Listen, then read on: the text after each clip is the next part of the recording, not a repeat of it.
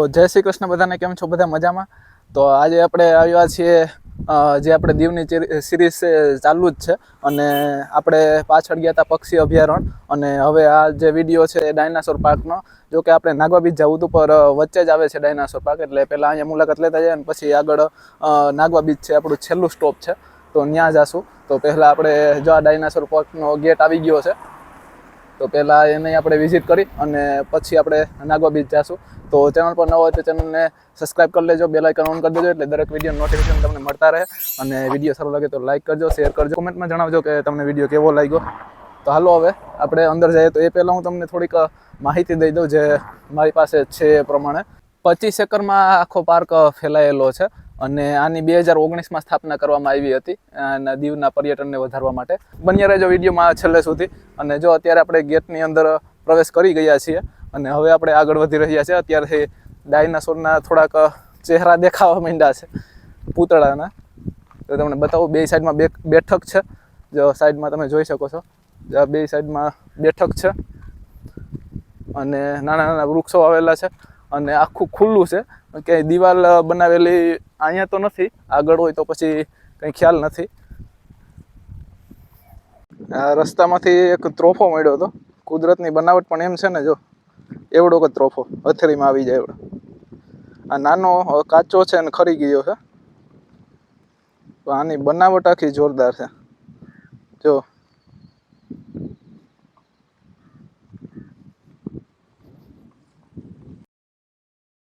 હવે જો આપણે પહોંચી ગયા છે, સામે ડાયનાસોર દેખાતા એ છે તમને. આ જીવતા હોય તો જો કે આપણે અહીં ઊભું રહેવાનું મન ના થાય, રહેવા જ ના દે. અને સામે બીચ આવી ગયો. હવે જો આ રસ્તો જાય છે, આ રસ્તો આ બાજુ જાય છે, એ બાજુ કંઈક પાર્કિંગનું પણ હશે સ્થળ, એ તો આપણે આગળ જશું ત્યારે ખ્યાલ પડશે. અને જો અહીંયા કંઈક બને પણ છે, કામકાજ ચાલુ છે. મેં તમને કીધું ને આગળના જે વિડીયોમાં કે દીવમાં ઘણું બધું બને છે, એટલે એમાંથી આ પણ એક છે કે અહીંયા જાહેર સૂચના આપેલી છે, જાણી લઈએ કે શું છે. જાહેર સૂચના છે, તમે વાંચી લેજો. અને હવે આપણે એન્ટર કરીએ. તો આ બાજુ લગભગ મને લાગે છે આખી પાર્કિંગ વિસ્તાર છે. એક 4 વ્હીલ ઊભી છે, સામે બેઠક છે અને છોકરાઓને રમવા માટેનું આખું જો પ્લેગ્રાઉન્ડ જેવું છે. હિંચકા અહીંયાથી તૂટી ગયા છે, કેમ કે ઘણું મને લાગે છે કે આ જૂનું છે, એટલે બધું અત્યારે વેરવિખેર થઈ ગયું છે. નકર જો અહીંયા હિંચકા પણ હતા, સામે પણ કંઈક હશે, એ પણ તૂટી ગયું એવું લાગે છે. અને હજી આ લપસણી તો છે પણ એની સીડી નથી સામે, એવું તમને બતાવું નજીક જઈને. જો અહીંયા સીડી છે, આમાં સીડી નથી.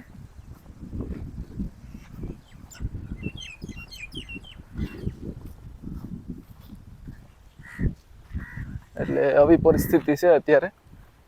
અને જો આવી રીતે આ પથ્થરના રસ્તા બનાવેલા છે, આખા જૂનવાણી થીમ ઉપર એવું લાગે છે, જે આ કેડીઓ વચ્ચે.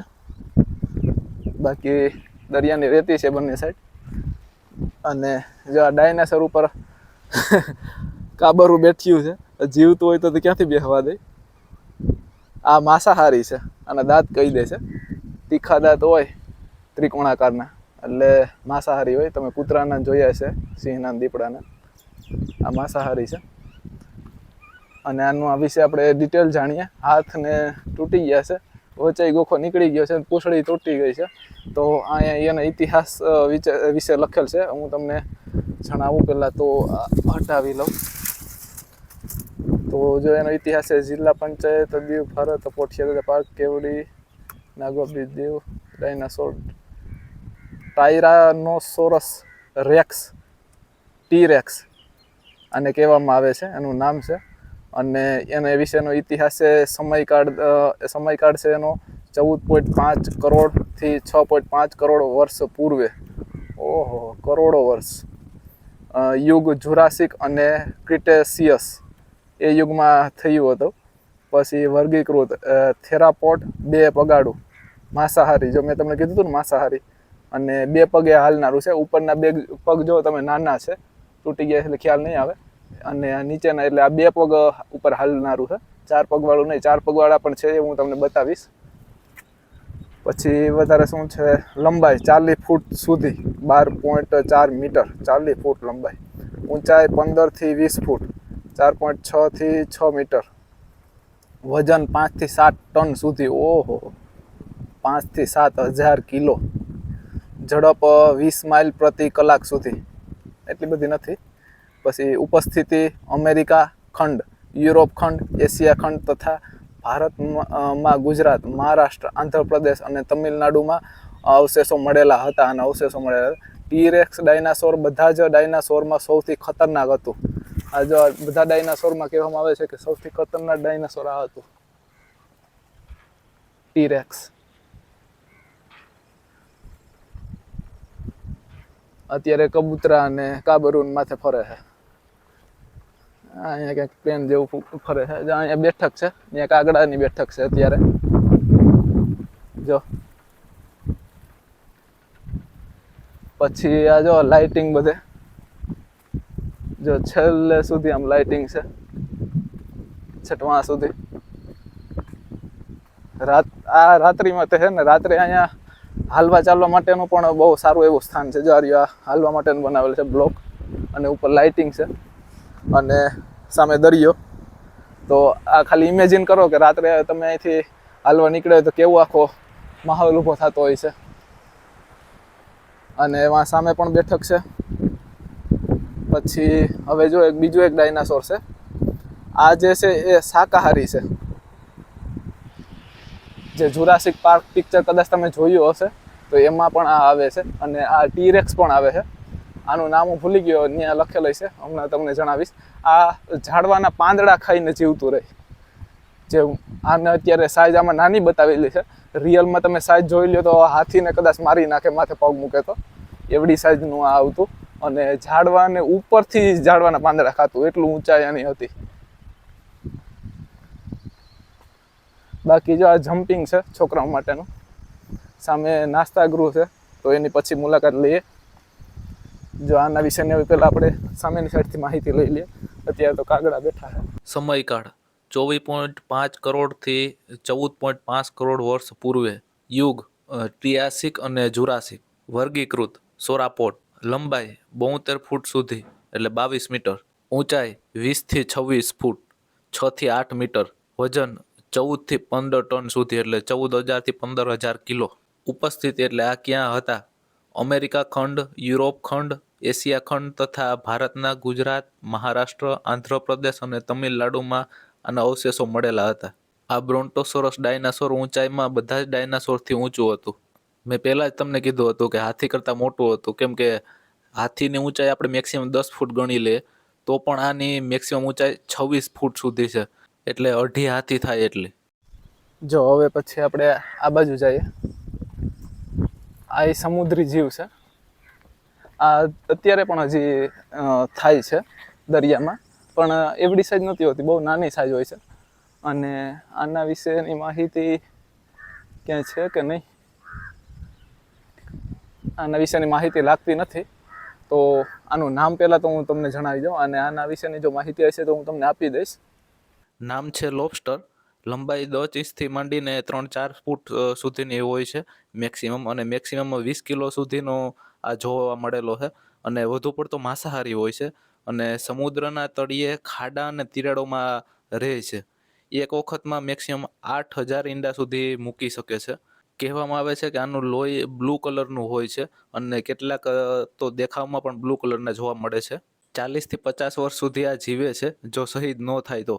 કારણ કે માણસ અને મોટા જે સમુદ્રી જીવ હોય છે એનાથી બચવાનું હોય છે, અને પાછી અંદરો અંદર પણ માથાકૂટ હાલતી હોય છે. અત્યારે પણ આવે છે, અને આ કરચલાની પ્રજાતિ છે. જે કરચલા આવે છે એની પ્રજાતિ છે. અને આ નાના થાય છે અત્યારે. કદાચ પહેલાંના સમયમાં, ડાયનાસોરના સમયમાં મોટા થતા હોય તો બહુ ખ્યાલ નથી, પણ અત્યારે તો આ નાના થાય છે. અને આનું મેન પાવર જે તમે એના હુકડા દેખતા હશે એમાં જ છે. જો આમાં જ આ કરચલા જેવા જ લાગે છે. જો એના પગ તમે જુઓ, 4 ને બે બાજુ 4 પગ છે. એ સાઈડમાં તમે જોઈ શકતા હોય તો. બાકી અહીં કાગડા મોજું કરે. હવે આગળ અહીંયા મંદિર છે. જ્યાં અહીંયા બધા શંખ ને એવું બધું વેચાય છે, બ્રેસલેટ ને ઘરેણા ને કાચના શિવલિંગ ને કેદારનાથ ધામ નાનું એવું બનાવેલું છે લાકડાનું. પછી એનાથી નાનું બાકી એ માળાયું છે અને એવું બધું છે, કોડિયું ને નંગ ને. તો જેવું મને જાણવા મળ્યું તો એવું કાંઈ બહુ છે નહીં. મ્યુઝિયમનું પણ કહે છે કે બંધ થઈ ગયું છે અને મને તો અહીં તો દેખાતું પણ નથી. તો કદાચ ખોટી એવી માહિતી પણ મળી હોય. મ્યુઝિયમમાં કહે છે કે એક મ્યુઝિયમ છે પણ એ દીવની અંદર છે અને બાકી અહીંયા તો બહુ કાંઈ છે નહીં. જો સામે નાસ્તાનો ને એવી કેબિનો છે મંદિરની પાછળની સાઈડમાં. બાકી કાંઈ છે નહીં એવું બધું ખાસ. તમારે અહીંયા ઘૂમરો મારવો હોય તો મારી શકો, બાકી બહુ એવું કંઈ મને લાગતું નથી. બેઠકો છે તો દરિયાનો તમે એક લાવો લઈ શકો સામે દરિયાને બેસીને, જે પાછળ બેઠકો છે. બાકી કાંઈ છે નહીં, નાસ્તાનું એવું છે. ને બાકી જો એક હા તમને કહેતા ભૂલી ગયા, આ એક આપણે યાદી લીધી છે, મોતી લીધું છે શીપમાંથી નીકળે. ભાઈ 100 કહેતો હતો, 50માં હાટું કર્યું છે. બસ જો અહીંયા ઘૂમરો મારી લીધો. અહીંયા તો એક જોઈએ તો જે પ્રમાણે આશા રાખીને આવ્યા હતા એ પ્રમાણે એના 70% નથી બરોબર, 30% જેવું છે. અને એમાં પણ આપણે જે જોયું એ બધું તૂટલ ફૂટેલ ને એવું છે. એક જોઈએ તો થોડીક નિરાશા થાય, ધક્કો માથે પડ્યા જેવું લાગે. તો કોઈ વાંધો નહીં, હવે આપણે અહીંયાથી નીકળ્યા છે ને અત્યારે, અને હવે જઈએ છીએ નાગવા બીચ. અહીંયા બાજુમાં જ છે, થોડુંક આ બાજુ આપણે જવું પડશે, હાલવું પડશે. કદાચ મને લાગે કે 300-400 મીટર હાલવું પડે. અહીંથી તો હમણાં દેખાતું હતું. તો આજનો વિડીયો બસ અહીં સુધી જ રાખ્યા પાર્કનો. હવે આપણે આગળ નાગવા બીચ જવાના છે, તો એ વિડીયો ખાસ જોવાનું ભૂલતા નહીં. જો વિડીયો તમને આ સારો લાગ્યો હોય તો લાઇક, શેર, સબસ્ક્રાઈબ જરૂર કરતા જજો. અને મળશું હવે પાછા નેક્સ્ટ વિડીયોમાં. તો ત્યાં સુધી બધાને જય શ્રી કૃષ્ણ. નિરાશા તો જીવનમાં આવતી જ હોય છે રાજ, પણ એક નવી શરૂઆત સાથે ઊભેલી આશા પણ આપણી રાહ જોતી હોય છે.